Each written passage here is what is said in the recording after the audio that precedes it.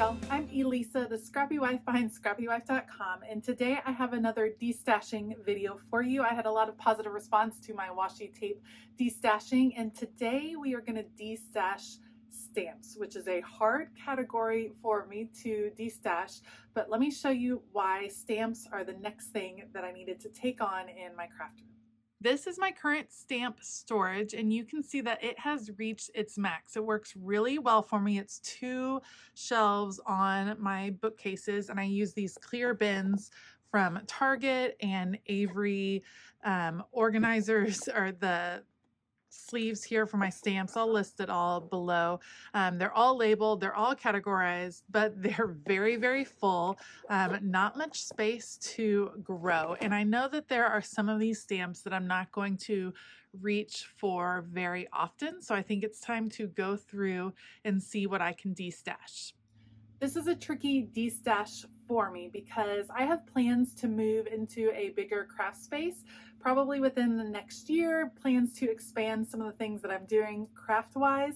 And so I'll be taking over our basement and kind of redesigning it and creating a really welcoming craft space and environment down there. And so I want to destash to have some more room up here, but I'm not necessarily going to get rid of these stamps. What I'm going to do is kind of put them aside, categorize them, put them aside, and store them somewhere else so that when I have this larger space in the future, they can come back.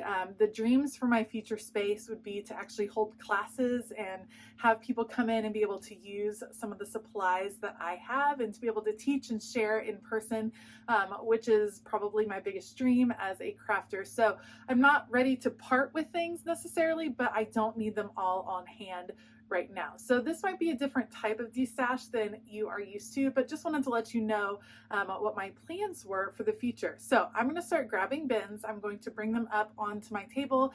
I'm going to start the destash process and just kind of bring you guys along. Let's go.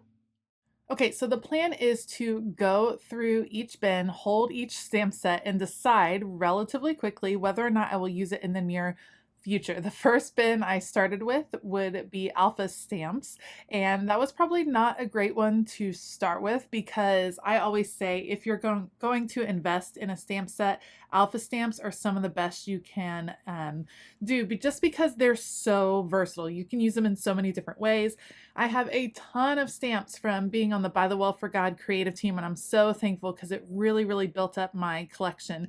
I decided as I was sorting that I would kind of group them in small, medium, large, and then numerical stamps. And I'll be honest, I'm not going to put away any of these alpha stamps. I just love them too much. So it was nice to get to review which ones I had just so I could remember. And it's one of my goals as I do some more creative journaling in the coming year to use these stamps a little bit more. So these were not a great starting place because I did not stash any of these. I ended up keeping all of them in their immediate stash just because I wanted to have them on hand. But at least I got to sort them by numbers and then small, medium, and large. So that's saying something, but I promise I'll be more successful as I start to go through the rest of the categories. Alpha stamps are always going to be some of the hardest to get rid of, just in my opinion.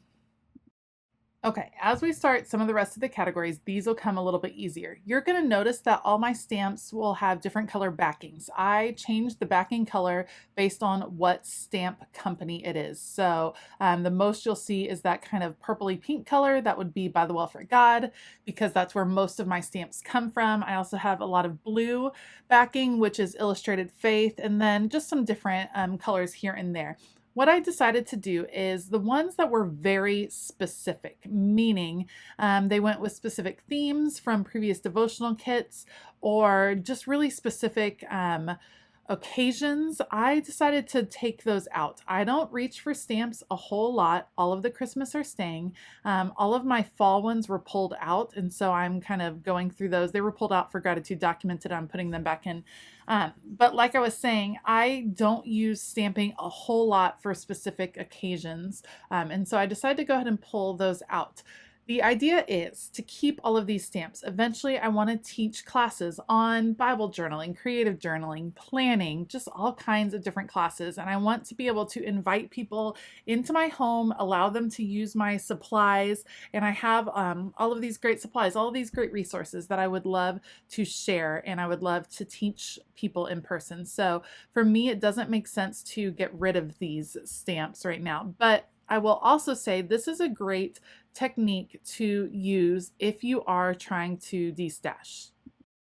Sometimes it can feel like too big of a step to just get rid of supplies that you are attached to, especially ones that you have made an investment in, like stamps. So even if you've paid $10, $15, $20 for a stamp set, that is still an investment and it can be hard to let that go. So a step you might want to take would be going through supplies like stamps, removing those that are maybes or that you think you might want to get rid of, and store them away.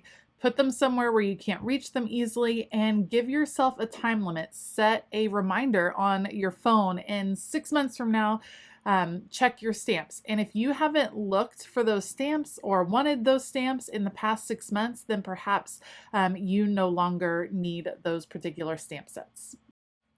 While I got a lot of different stamps every month as a part of the By the Well for God creative team, I'd imagine that some of you are similar in that you might acquire a few stamp sets and then never actually use them. And that's what I found as I was going through my stamps, is that I had several sets that had never been used, never stamped in any way, shape, or form. Some of them I wanted to keep. These Felicity Jane stamps I love from when I was subscribing. And like I said, as I increase my creative journaling in the future, then I think I'm going to want to have those on hand. Some of these, like I said, are very, very themed. They're very whimsical, or they're themes like a 70s theme or a cowboy theme, which are super cute, but they're just not things that I will be reaching for all the time.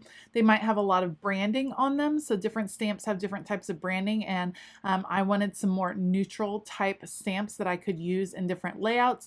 And I just also considered the style of stamping that I preferred. So when I stamp, I don't like the really dense stamps where the lines are all close together, where you can't really tell what the image is from the stamp. It has to be like super clearly stamped. That I like looser, more open stamps. And so that helped me kind of determine what I was looking for. As I go through this particular set, this is a lot of art marks and things like that. I will use that in my art journaling, but some of them were a little bit too literal for my taste as far as art journaling, and so I ended up not going for those. I would say that I had over 300 stamp sets. I think I have destashed about a quarter of that, maybe. There were just a lot in my stash, and it was nice just to be reminded of what's there, in all honesty. When you start to acquire more and more supplies, it can be really easy to forget what you have, and so then you only gravitate towards certain ones. So for instance, when I'm art journaling, I was tending to only gravitate towards my Jane Davenport stamps because I was certain of what was there and I wasn't remembering some of the other pieces that I had. So it's good to just remind yourself. I also love that my stamps are in different categories, and I also am willing to move those categories around. So certain stamp sets have multiple kinds of stamps in them. I think of them as part of one category most of the time, but as I go through, sometimes I switched up where I thought these should land, what category they should be in, just so that I could kind of align it with how I was thinking at that particular moment. I would love to hear in the comments below what part of your craft stash is the hardest for you to de-stash. So what things do you tend to hold on to? For me, stamps would definitely be that thing. I'm much less likely to get rid of stamps just because they are so versatile. It's hard to get rid of them. I'm much more likely to get rid of paper pieces or old paint and things like that, but stamps just are so hardy that they're gonna last for a really long time and they're gonna work for a really, really long time. So it's hard for me to kind of let go of those things. So let me know in the comments below, are you a pen hoarder? Do you like to hold on to your stickers? Do you keep all of your devotional kits all together? What is the thing that you are having trouble going through? The florals were kind of hard for me, and this is where the style really helped me out. I chose to keep ones that were more open, had more room to color, and the ones that were a little denser as far as the type of stamp, those were not my style anymore. So I was able to put those off to the side. It really made me kind of reflect on what I thought I would be using, what types of projects I thought I would be doing, and I tried to think of that with each set of stamps, how I might use that in the coming year, just so I could make a little room. So my thought is, yes, you can certainly max out your space, but the truth is, there's always going to be new things released. There's always going to be things you want to have, new things. And so I like to go through every now and then. I could have certainly stopped with all of these stamps and never purchased another stamp set, but I knew that wasn't likely. I knew there would be stamp sets that I was tempted by, and that I would want to get, just because new things come out and new creativity is sparked, and I love that. So it's important to keep reevaluating what's in your stash. Just because you loved it at one time doesn't mean you have to love it forever and ever. You can evolve as an artist.